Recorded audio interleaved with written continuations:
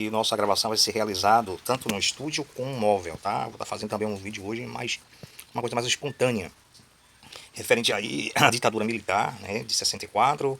Vamos falar um pouco aí dessa história de comunismo, essa história de extrema-direita radical, essa coisa de extrema-esquerda radical. Vamos falar mais um pouco do que a gente imagina, né? Não quer dizer que a gente está com a total razão de tudo que está acontecendo, né? Ou que a gente deseja que aconteça. A gente nem sempre tem a razão de tudo, né? Nem a gente tem a verdade absoluta de tudo. Mas com o tempo a gente vai adquirindo, né? O amadurecimento, o aprendizado do dia a dia. Essa história de comunismo que vai ser implantado no Brasil, vocês veem aí, né? Quantos mandatos o presidente Lula já tem, junto com Dilma. Já passou já Tancredo Neves, Tancredo Neves não, que ele faleceu, né? José Sarney, Itamar Franco, Fernando Henrique. A gente nunca viu implantar o sistema fascista no Brasil e nunca viu implantar também o sistema comunista. Aí vem essa história. Lula chegar ao poder, o PT chegar ao poder vai virar comunismo. Gente, o PT já estava várias vezes aí num poder e nunca virou comunismo, né? A gente vê a mesma coisa que na época da Covid, eu me lembro ainda que... Me lembro não, foi um fato fatos que aconteceram, né? Que eu conversava até com a ex-assessora de Feitosa, do Coronel Feitosa, uma pessoa, um deputado muito honrado, que eu acho ele muito honrado, uma pessoa muito honrada, Rizeli. A gente não sabia quem ia morrer no outro dia, referente à Covid. E eu até dizia, meu Deus, é o arrebatamento, que as pessoas estão morrendo no meio do caminho. Teve um dia que eu auxiliei, porque aqui tem um projeto, né? Tem aquela implantação do CRAS, o enterro, né? O desenterro pelo CRAS, que é concedido a pessoas vulneráveis. E eu realizei dizendo 18 enterros junto com o pessoal da comunidade e um homicídio nessa época da Covid. 19 ao total. E eu dentro do carro, quando eu ia com a família, eu ficava dizendo, meu Deus, isso é arrebatamento, Jesus está voltando, Jesus está voltando. E essa história fica moendo na nossa mente, né? Jesus está voltando, vai vir um comunismo. Isso nunca vai acontecer, né? A gente vê aí que a história do presidente Lula é uma história vindo de realmente uma extrema pobreza, né? Pobreza, que o mesmo entra aí no Senai, para ser torneiro mecânico. Um menino muito esforçado, que depois vira um dos diretores, depois presidente do sindicato, né? O ABC do sindicato do metalúrgico. Ele era formado pelo Senai. E a gente vê que nunca foi implantado o comunismo. Simplesmente que ele queria aí uma revolta do sistema, né? Que na época da ditadura você vê aí que Jânio Quadros era o presidente e João Goulart, né? O Jango era o vice-presidente. Você vê que os dois, querendo ou não, um era da direita, um era da direita e outro era da esquerda. Parece que quem deu o golpe foi da esquerda, né? Não deu o golpe da direita. E eles depois implantaram aí o militarismo, né, da ditadura, na época de 64, 1974. 10 anos depois eu nasci. Eu não tenho muita recordação. A única recordação que eu me lembro muito é que na época da escola, eu estava no Clotilde de Oliveira, e a gente ia com a batinha tudo igual. Camisinha branca, a bermuda branca e calcinha, o shortzinho era pequeno, azul marinho. E que chute, né? Aquilo já era ditadura, eu não sabia que aquilo ali era ditadura, que a ditadura virou 20, foi 21 anos. Um golpe que João Goulart de Jango deu em Jânio Quadros. Jânio só passou 7 meses no poder no mandato, em 1961 parece, foi isso, né? Jânio Quadros. Ele foi embora, se asilar em outro país, e os militares depuseram Jânio.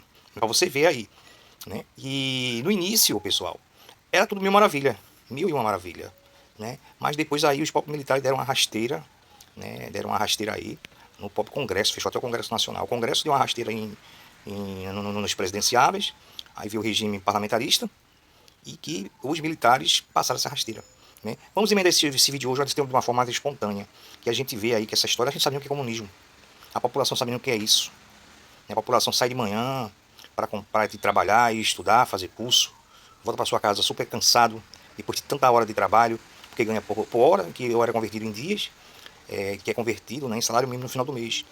Parece que é 1.500, né, o salário, não sei quanto é o salário mínimo, parece que é 1.500. Já no estado, mas também tem aquele porém, né, que aqui no Brasil, né, a gente tem um sistema aí de distribuição de renda, como renda social, Bolsa Família, tem várias vantagens, né? O hospital gratuitamente, diferente dos Estados Unidos. Nos Estados Unidos só tem um estado aí que eles fornecem justiça gratuita. Até para chamar uma ambulância nos Estados Unidos, as pessoas pensam duas vezes antes de chamar, porque é muito caro. Casa lá também é muito caro, na Suíça. Não, nos Estados Unidos. A única coisa que é barato lá é automóvel, é veículo. Mas a história aqui, pessoal, essa história de que Jesus está voltando, está voltando, está voltando, é muito tempo. Muita gente já morreu, já foi embora e ainda não voltou. Na época da Covid, eu botei isso na cabeça, que Jesus estava voltando e que amanhã poderia ser eu, porque teve até um dia que eu enterrei uma pessoa, no outro dia foi a sogra que tinha falecido. E essa história vem corroendo a mente da população, entendeu? História de comunismo, isso não existe aqui no Brasil. Nunca vai existir. O que existe é pessoas espertas, né? Pessoas espertas, gostam da mordomia, gostam do luxo, né? Não, o total pagador do imposto não é realmente a classe C. A classe C consome sim. Quando vai no mercado, quando usa uma passagem, quando compra uma roupa, ele paga imposto. A classe média realmente paga mais imposto de renda. Entendeu? Porque querendo ou não, tem que declarar imposto de renda, né? Para você ver que a classe C não declara, mas a classe B, a classe A sempre declara imposto de renda. Mas vamos ver, né, qual o sentimento dessas mobilizações para as pessoas assim. Até Lula mesmo, eu acho que o próprio presidente está cansado, né, por ter até problemas no passado com burocracia. Né? Ele se dignou e foi para a política, né, para tentar mudar o cenário. E hoje é um dos presidenciais bom, que traz paz para o nosso país, que está a distribuição mais legal do que os outros, né, para distribuição para a minoria e para a maioria. E os outros, tem um grupinho, né, que só pega benefício para si próprio. É esse grupinho pequeno que a gente não pode dar atenção, né? A gente não pode estar dando atenção a esse grupinho pequeno, que é grupo que já passou pela ditadura militar, sabe como é que funciona. Vocês vão ver aí nessa fase aí das pessoas que invadiram no dia 8 de janeiro, que eles não estavam brincando. E se eu tivesse naquele local um dia, eu também não estaria brincando, né? Hoje virou meme. Mas naquela época a pessoa estava na frente de um quartel pedindo isso, eles estavam levando a sério. Se eu tivesse ali, eu estaria numa brincadeira, gente. Que aquela história de celular na cabeça, essa história chorando, não é uma brincadeira. As pessoas estão ali, vai deixar de fazer as coisas dela para estar ali fazendo graça para os outros rir. Isso é mentira. Estavam ali para mudar o sistema. Jamais, muitos ali não sabiam que é um golpe militar. Não sabia que aquilo ali era para dar um golpe. Não sabia. Tem muita gente ali que estaria inocentemente. Mas tem muita gente ali que estava sabendo o que estava fazendo. Entendeu? Se eu tivesse ali, eu estaria com o sentimento de querer mudar o sistema. Eu não gosto do sistema. Eu não gosto, tá? Mas estaria ali, doutor, para mudar o sistema, sim. Né? Mas eu posso fazer por fora do sistema? Não. Tenho que respeitar as instituições, tenho que respeitar as autoridades, porque a gente é regido pela Constituição. Eu não sou melhor do que ninguém, nem ninguém é melhor do que outra pessoa. O vídeo hoje vai ficar um pouco mais longuinho, mas também vamos hoje fazer de forma diferenciada, tá? E respondendo aí os seguidores fiéis, tá? Tô dando uma resposta, tá incluído no tema de vocês. Os seguidores, das várias mensagens que eu recebi, escolhi 3. Para não estar fugindo do assunto. Respondendo a eles 3, que nem vocês estão vendo aqui na tela, eu consigo responder aos demais. Entendeu?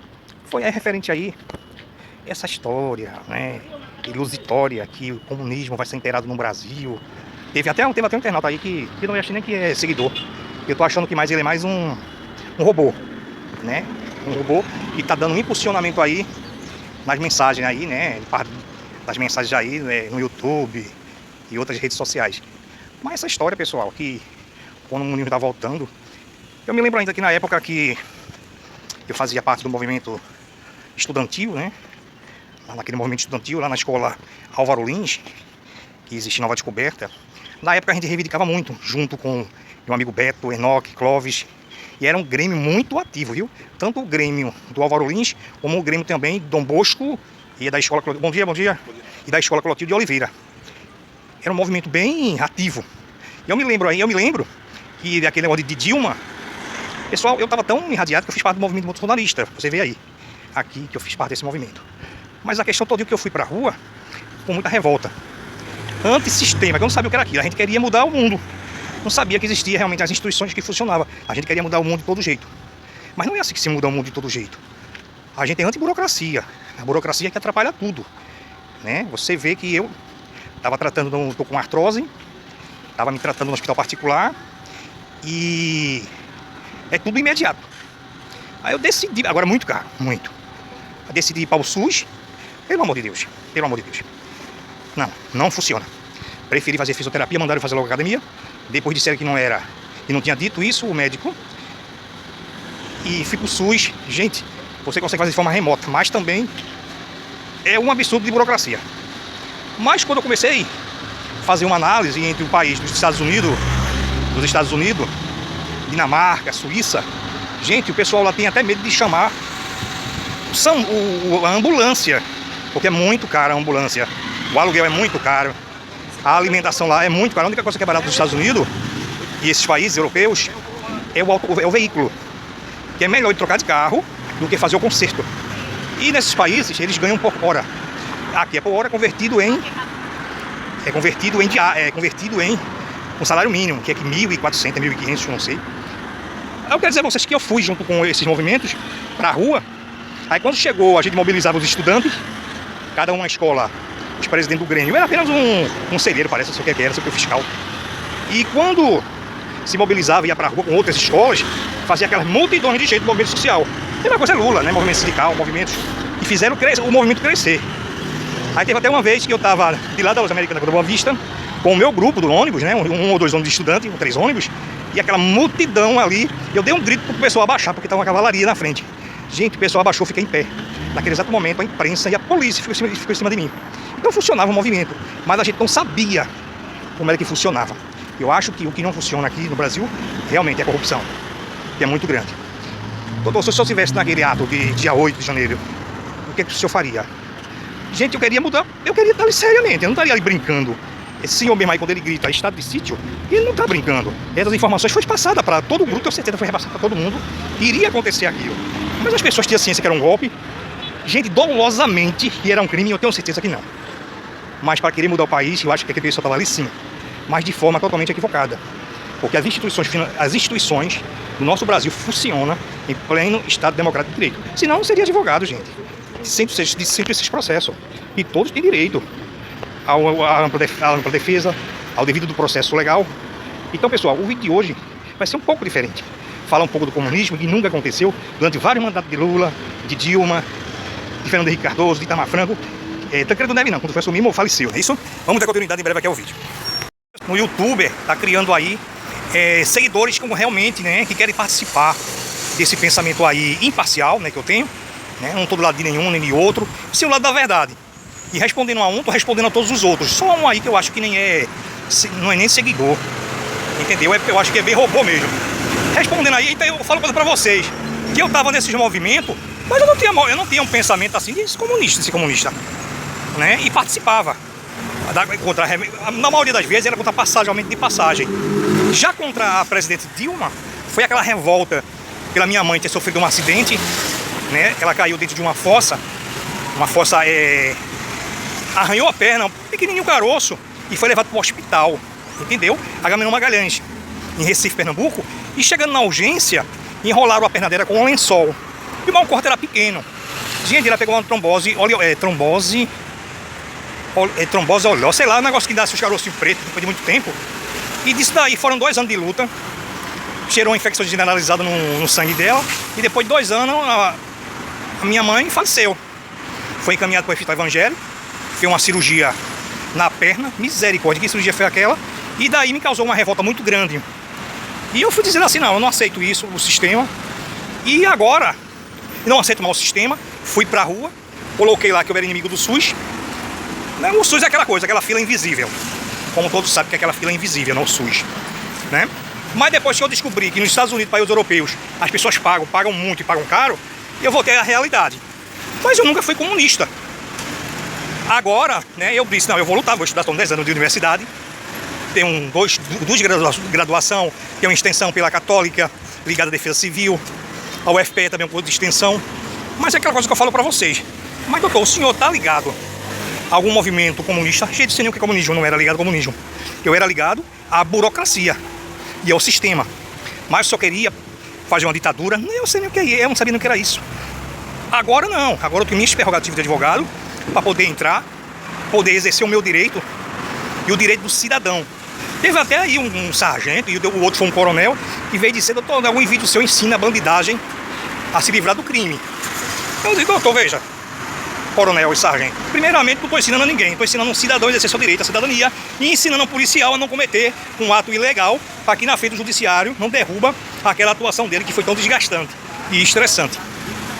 Eu tenho certeza, pessoal, que esse pessoal do dia 8 de janeiro, eles foram manipulados.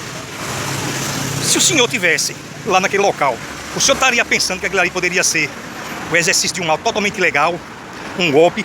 Pessoal, se a maioria que está ali, tem muita gente ali que está sendo manobrado, e é da classe C, e realmente não tem essa noção. Tem essa noção? Não tem essa noção. Você que tem, não tem. Se eu tivesse ali hoje, com o conhecimento que eu tenho, com o estudo que eu tenho, eu sabia que poderia ser um golpe. Muito investimento, tá? Empresarial, político, muita gente sendo manobrada politicamente, por pessoas até endinheiradas. Muita gente ali não sabia. Muita gente não sabia. Tenho certeza que muita gente não sabia.